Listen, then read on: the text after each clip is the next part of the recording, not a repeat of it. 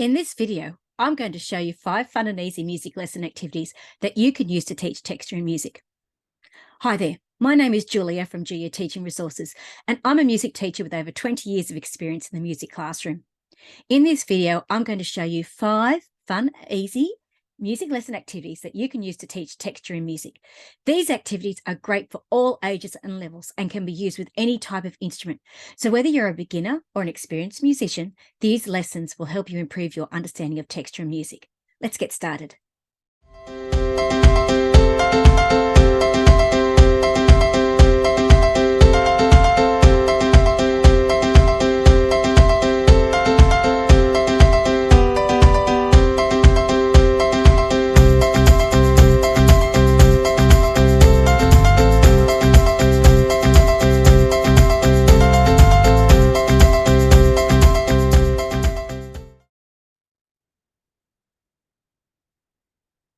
Five fun and easy lesson ideas for texture and music. So welcome. As I said, we're going to do 5 lesson ideas for teaching texture and music. And I'll also give you some suggested resources to use because, you know, it's always easier to have some resources that you don't have to start from scratch. So number 1 is an experiment with texture lesson. Okay, so for this first texture activity, you'll need some classroom instruments. Now, what you use is really up to you and what you actually have available to you. First, divide your students into small groups, because I like group work, and give each group a set of instruments. Then have them experiment with creating different textures in the music by playing alone, playing together with other members of their group, or by layering their sound on top of one another's group's instrumentation. Okay, this is a great way for them to experience firsthand how different textures are created. So you might also want to encourage, when you're doing this, is actually get them to experiment with instruments playing the same part and then instruments playing different parts. And if, you know, depending on how clever your kids are, whether they actually do like some similar motion or contrary motion or whatever it happens to be. But again, it will depend on your level of ability of your students and what you actually want them to get out of the texture lesson. Another one to do is, after each group has had some time to experiment with the different textures, bring the class back together and have each group perform their favorite texture that they created. After each performance, then discuss whether discuss the type of density, how heavy or light or thick or thin or sparse or dense was the actual layers of sound. How did they actually sound together? Were they sounding, you know, as I said, heavy, light, etc., depending on how they're being played. And honestly, it's one of the best ways to get your kids to connect with texture if you connect it to something they're actually doing with what they're hearing and what other people are hearing and seeing as well, so that there's, as I said, multiple things going on. They're improving their performance skills, cooperation skills, so many different things when they're doing small group work and experimenting with texture as a way of making sound. Number 2, perform a simple round. Now, this has to be my most favorite one to do, and I will do this with my senior classes and I say senior classes as in year 11s and 12s, because often with texture, they don't get that you can have the same melody, but it can be treated differently. Okay, and this is why I like to do a simple round. So the first thing is to actually teach them a round. I like to use, there's 2 I like to use, Hey Ho Anybody's Home, because it's 2 chords and it's really easy to play and sing. And the other one is Soft Kitty, Warm Kitty, Little Ball of Fur, the one from Big Bang Theory. If you've got kids who are singing, that's a really good one to do it. So as I said, first thing you have to do for this one is actually teach them how to play the actual piece of music. Then discuss that when you're performing that as a group, okay, it's unison. And then you move on there. So as I said, when you do it together and it's in unison, it's all together, you're talking about monophonic. You need to really make sure that you've actually explained all the terminology. So homophonic, monophonic, polyphonic. If you want to do heterophonic, go for it, but that is a bit harder for kids to understand and also to hear.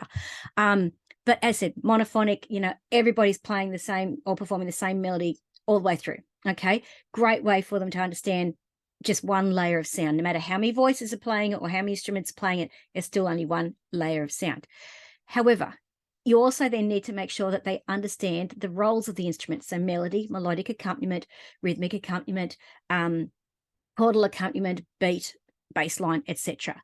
And again, depending on the instruments you have in your classroom and what your kids can play and what they're good at, and what they're comfortable playing, it depends on where you go from that. So let me keep going with this particular lesson.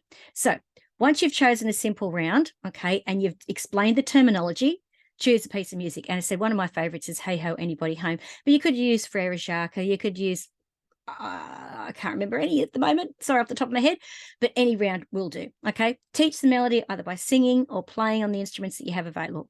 Once they can play the melody, start explaining the type of texture being forward. So if it's everybody playing together in unison, okay, it's obviously monophonic.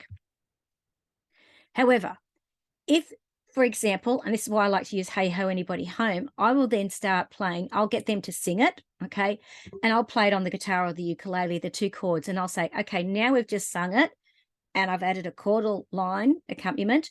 That means we've just done homophonic, so it's melody with accompaniment. And then from there, I can get them to say with the xylophones, because it's a nice, easy one to do, get them to play, because I usually play it's the 2 chords, A minor, E minor, just those 2 notes, get them to go A, E, A, E. And again, it's adding another layer of sound, but it's still homophonic. So they can then understand that there's the melody line, the chordal line, as well as maybe the melodic ostinato or bass line, depending on what instrument's been is playing it. But you've now got 3 lines, but it's still only homophonic, okay? And then move into polyphonic. And when I start moving into the round, I generally don't add any chords or anything. We just perform the melody, and obviously then talk about how many different groups. And start with 2 groups, maybe 3 groups, depending on the number of kids you have in your class. If you've got more, do 4, okay, and get them to all start at different points.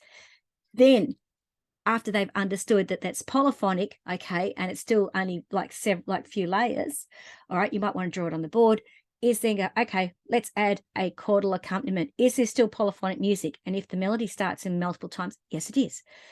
If it has, and you can again add percussion, you could add anything you want to do. You could send them off into small groups and work out and tell them how within one composition, one arrangement, they have to have performed a section in unison, a section homophonic, a section polyphonic, and then free choice. Okay, so you could give restrictions and all sorts of things, but again, it's basing what you're playing with what they're saying, singing or playing and hearing, and connecting it to what they're actually doing. Okay, it's just you got to do it. Okay, and again, depending on what you have in the classroom, depends on how many layers you actually add on, and you could also map it out that way as well on the board.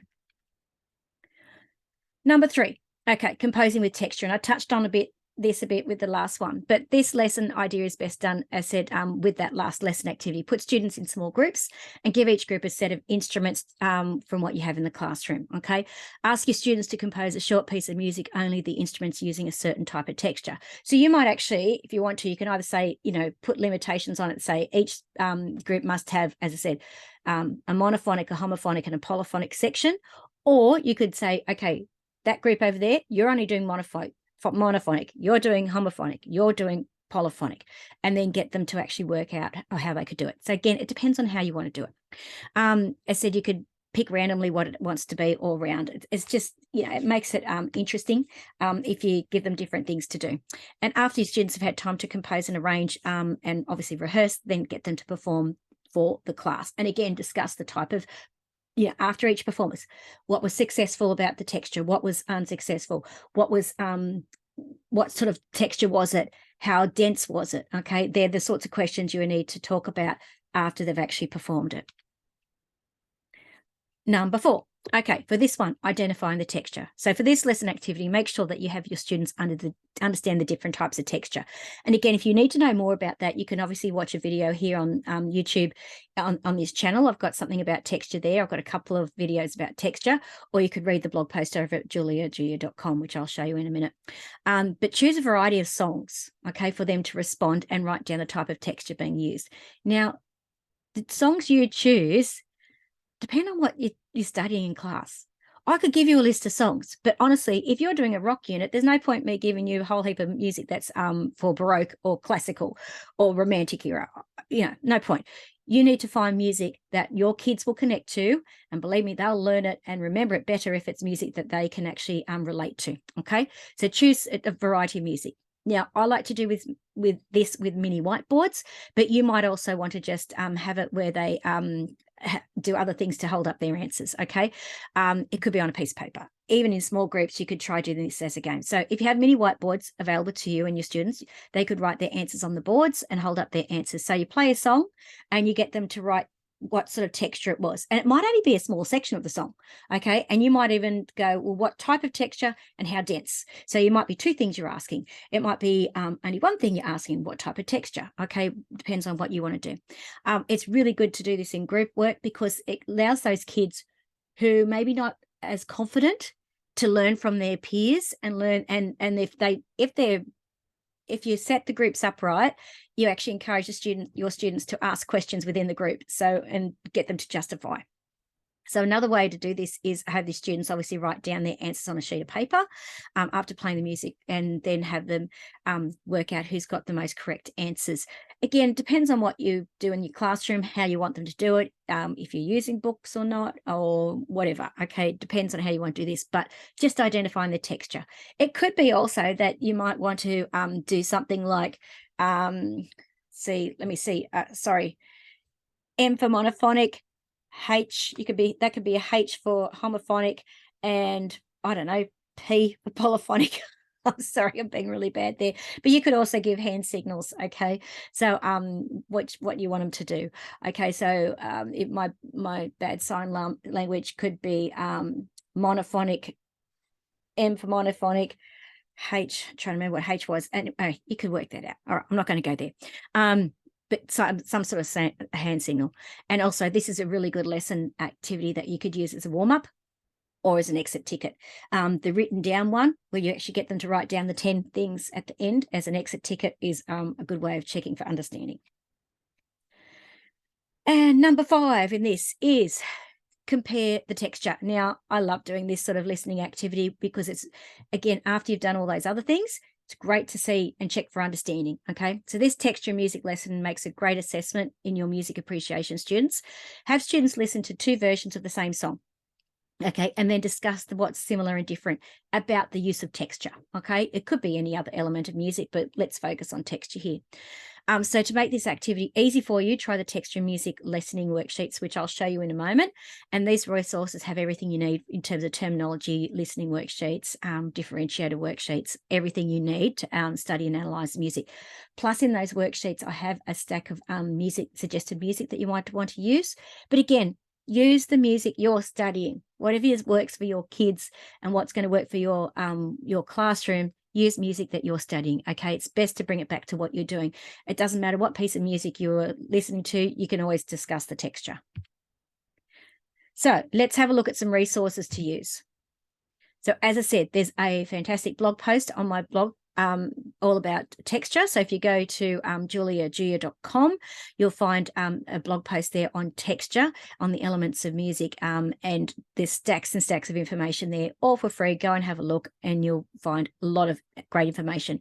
There's also videos on this YouTube channel if you're watching on YouTube, or even over my Facebook page. You'd probably find some over there if you happen to be watching there. But on texture, if you search it, you'll easily be able to find stacks.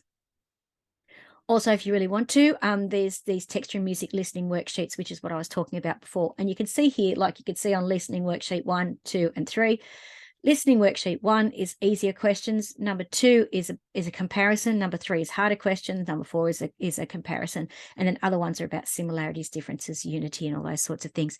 So it's differentiated. So if you are studying, at younger years, you might only do worksheet number 1. Older year groups, you might do the other the harder worksheets, listening worksheets.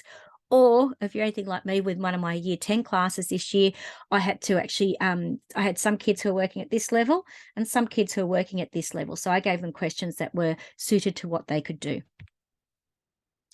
So don't forget, you can find plenty of music classroom resources ready for you to use over my Teachers Pay Teachers store. Go to Teachers Pay Teachers and type in Jooya Teaching Resources. You'll find plenty of things over there to help you. And also, if you'd like a free copy of the Elements of Music mind maps that are used in the blog post, and you would have seen it on the YouTube video that's on texture as well, at jooya.com /free mind maps, all smooshed together. And don't forget, lots of things over on my blog or here on this YouTube channel as well. And thank you for watching. So let me stop share. So as I said, I was just talking about what is texture and all the different activities you could do for texture. I gave you 5 different ones. Some are listening, some are performing, some are composing, some are arranging, some all sorts of different things that, you know, should be enough to keep your kids learning about texture and making it easy for them. So until next time, I'm Jooya from Jooya Teaching Resources, and happy teaching. Bye.